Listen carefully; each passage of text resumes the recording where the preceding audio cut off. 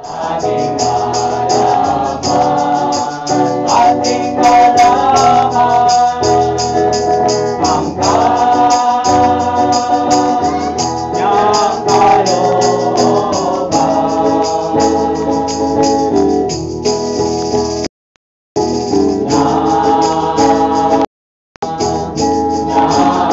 Nalig tayo, naririto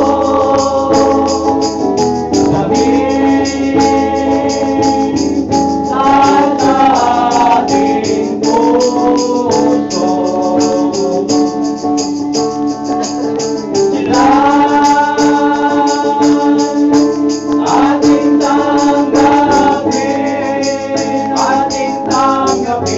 at laging sundin ang kanilang bibig.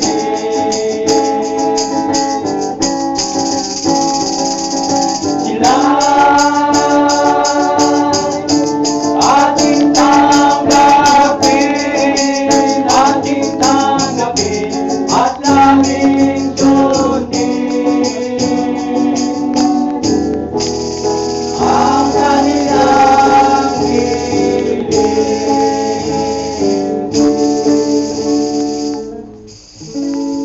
Nanalay kami. Galing. Nanalay kami. Galing. Nanalay kami. Galing. Ang pagbasa ng mga banal na salita ng Diyos ng ayon sa aklat ng kasaysayan, aral at mga lula. Linisin niyo po, Panginoon, ang aming isip, ang aming labi, ang aming puso at kalooban, sampo na aming katawan lupa at kaluluwa, upang kami po ay maging karapat dapat makinabang sa inyong banal na salita.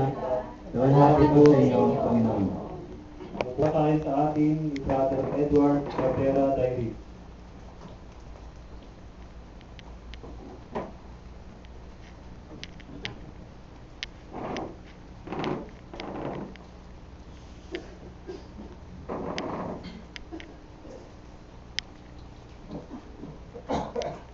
Sumayin lahat ng sakdala ng mga tao makasalanan. Sumayin ang mga palagi. Pagpalain tayong lahat ng makapangyarihang Diyos Ama, Diyos Anak, Diyos Espiritu Santo. Amen.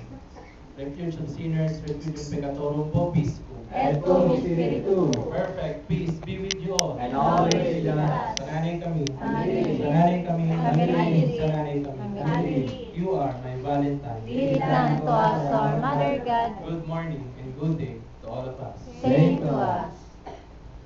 Ang unang pagbasa, ang pagbasa sa aklat ng kasaysayan, sangayon kay Levitico na may kabanata 25, talata 1 hanggang 55. Lagi po sa inyo, Panginoon.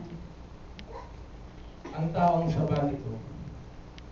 Winika ng Panginoon kay Moises sa bundok Sinai. Magsalita ka sa mga Israelita at sabihin sa kanila, pagpasok ninyo sa lupaing aking ibibigay sa inyo, ang lupa ay magkakaroon din ng sabat ng pamamahinga sa karangalan ng Panginoon. 6 na taon kang makapag-ahasik sa iyong bukid, at 6 na taon kang puputol ng iyong mga ubasan upang kunin ang bunga niyaon. Ngunit sa 7 taon, ang lupa ay magkakaroon ng lubusang pamamahinga, isang sabat sa Panginoon. Huwag kang maghahasik sa iyong bukid o puputol man ng iyong ubasan. Ang natira sa iyong ani ay huwag gagapasin, ni puputulin ang mga ubas ng punong ubas na di naputol sa taon ng sabat ng pamamahinga ng iyong lupa. Ang bunga ng lupa sa panahon ng kanyang pamamahinga ay inyong kakanin. Ikaw, ang iyong mga lalaki at babaeng alipin, ang iyong upahang manggagawa at ang mga nakikituloy sa iyo, at gayon din ang mga kawan at maingilap na hayop sa iyong lupa. Ang taong jubileo. Bibilang ka ng 7 sanlinggo ng taon, makapitong taon, upang ang 7 iyan ay maging 49 na taon. Sa 10 araw ng 7 buwan ay ihipan mo ang trumpeta. Sa araw na ito, ang araw ng pagbabayad puri, ang trumpeta ay iigib sa buong lupain. Ang 50 taong ito ay gagawin ninyong banal at ipahayag sa lupain ang kalayaan sa lahat ng nininirahan doon. Iyon ay araw ng pagsasaya. Mababawi ng bawat isa ang kanya-kanyang ari-arian at makababalik sa kanyang angkan.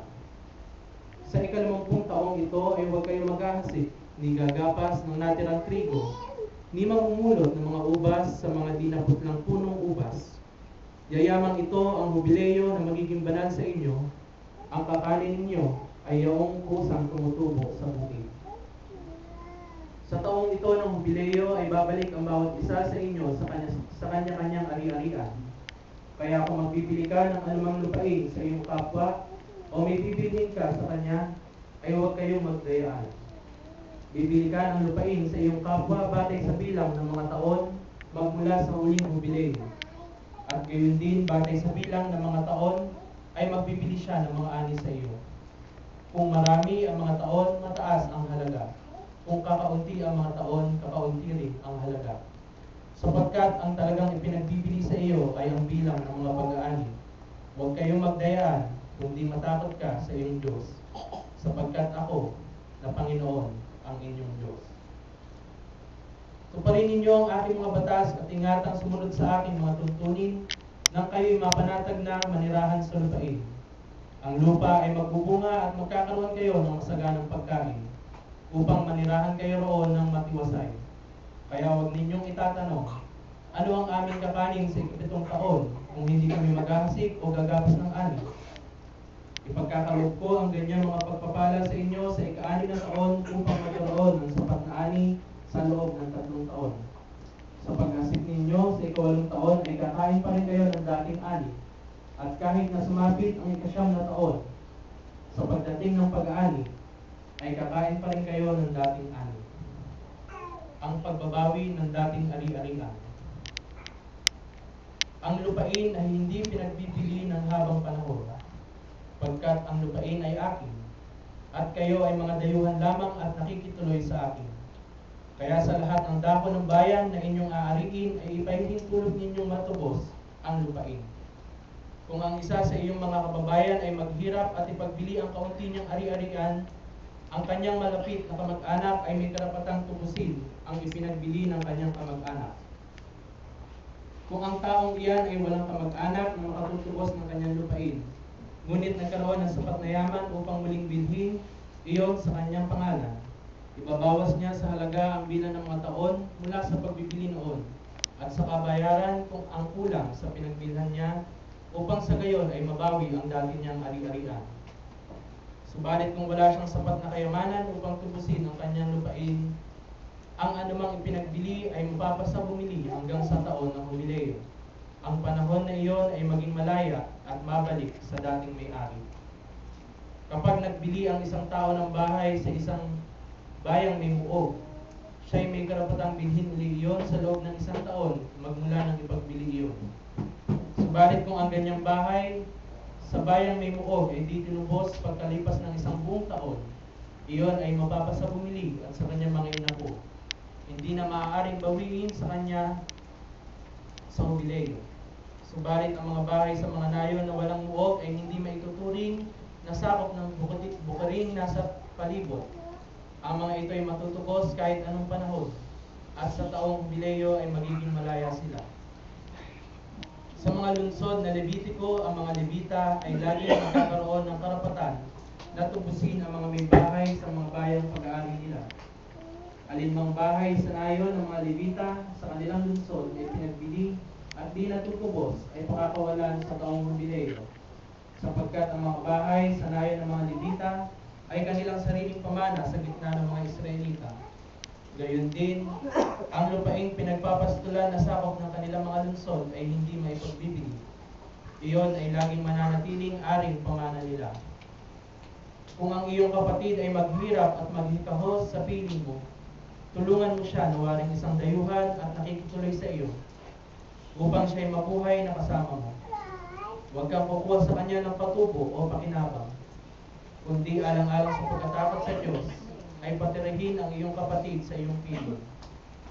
Hindi mo siya pahiramin ng may patubo, ni dudulutan ng pagkain na may pakinabang. Ako na Panginoon, ang inyong Diyos,